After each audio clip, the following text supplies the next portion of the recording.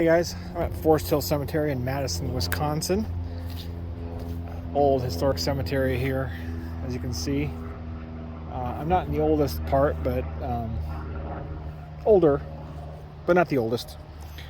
But anyways, I am here for the grave of Eston Hemings.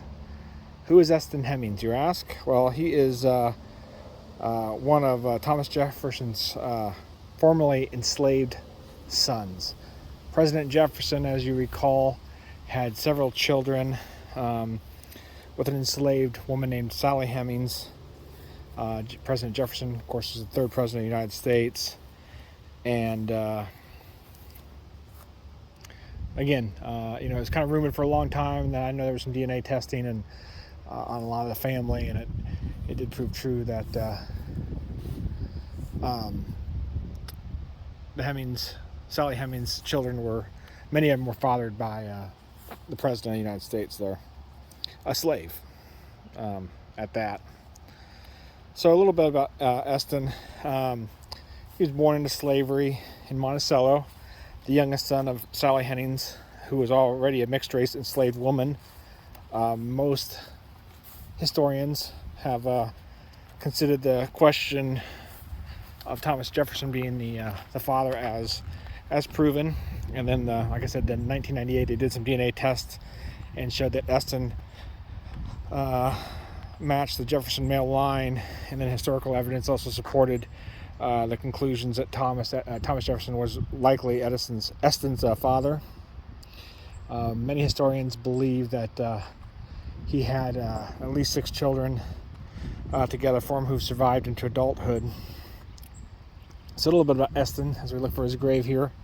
He was born 1808 in Monticello, like I said. He died January 3rd, 1956 here in Madison, Wisconsin. And Eston was freed by Jefferson, along with his older brother Madison, in his will, as they had not yet become of age at his death. They each married and lived with their families and mother, Sally, in the Virginia area until her death in 1835. Then both brothers and their young families moved to Ohio. And again, living in a free state where Eston earned income as a musician and entertainer. And actually, I think we're right here. In 1852, Eston moved to his wife and his 3 kids to Madison. No, that's not it. Oh, it's just down here a little bit further, it looks like. Anyways, moved his wife and 3 children to Madison, Wisconsin, where they changed their surname to Jefferson. And here we go. E.H. Jefferson died January 3rd, 1856. Something, I can't read it all. I'll put that in the description here. So Julia, his wife, 1889. And what it probably is are his sons. I'll confirm that. John W. Jefferson, Colonel. And then you had Henry E. Jefferson. Again, likely another son, but I'll confirm that.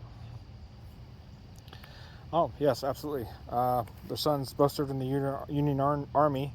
John Wales, John W., achieved the rank of colonel. He moved to Memphis, Tennessee.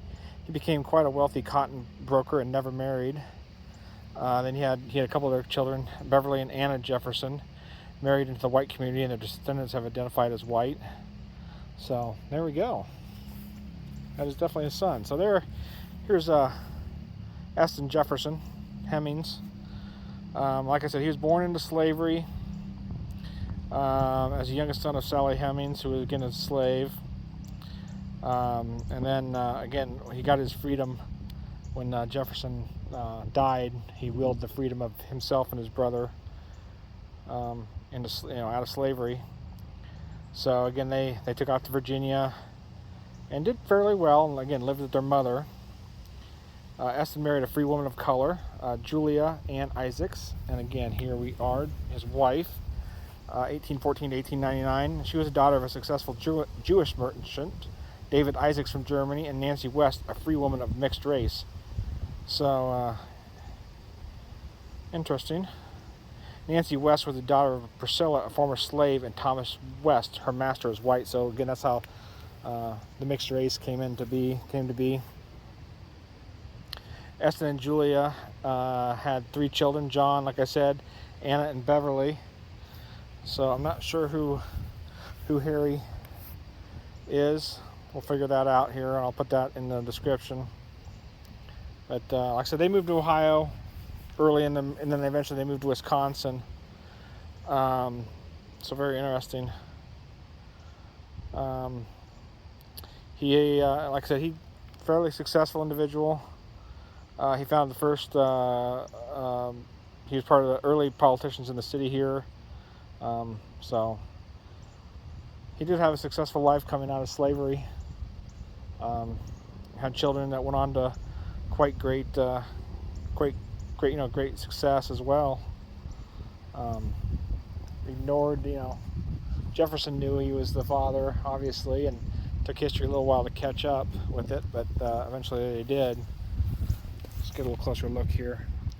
E.H. Henderson died, again, January 13, 1856. So many days alive and years, seven months. Can't read the inscription anymore. I'll see if I can find a record of that inscription on it. Tombstone is tipped over here, obviously. Pretty easy cemetery, or pretty easy grave to find. It's right across the way from the Mullins Monument, pretty large one. Atlas Obscura does a good job, I think, of finding it, and Find a Grave does as well. So pretty easy grave to find. So there you go, the former enslaved son of President Thomas Jefferson here in Madison, Wisconsin, buried beside his wife Julia and at least one of his sons, John. And again, really a very nice historical cemetery here in Madison. Thanks, guys.